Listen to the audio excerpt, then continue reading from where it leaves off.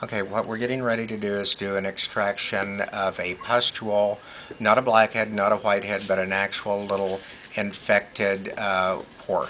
So before, we've already pre-cleansed in the facial process, and we've steamed for the last 30 minutes almost, and now we're getting ready to prepare the skin to use a sterile lancet to go in and open up an infected follicle.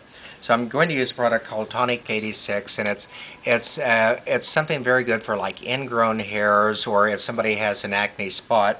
It's an antibacterial, antifungal, antiviral solution, and it doesn't burn very bad. So what I'm going to do is I'm going to take a little bit of it on a piece of cloth, and I'm going to come right down here. If you can turn your head, and you can see fairly easy that this is fairly ready to be removed, because you can see the white pustule on the surface of the clogged pore.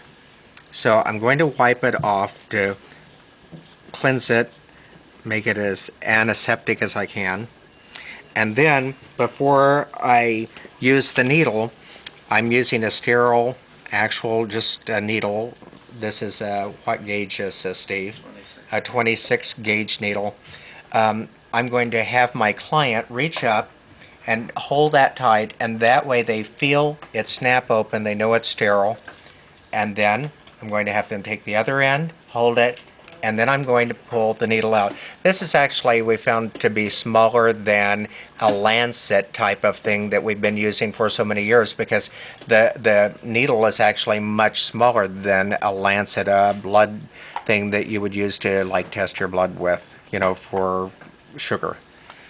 So I'm going to come in, lots of light, and then I'm going to find the right central core of the pustule, go in, lift out. I'm going to take the needle and I'm going to stick it in the towel right there so I do not lose it. And then I'm going to come in with a Kleenex, just touch to the sides of this to absorb the blood.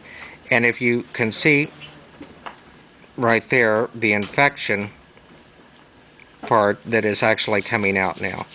And whenever you're doing this type of extraction, you want to apply pressure in, but you lift out at the same time so you're not pushing against their teeth.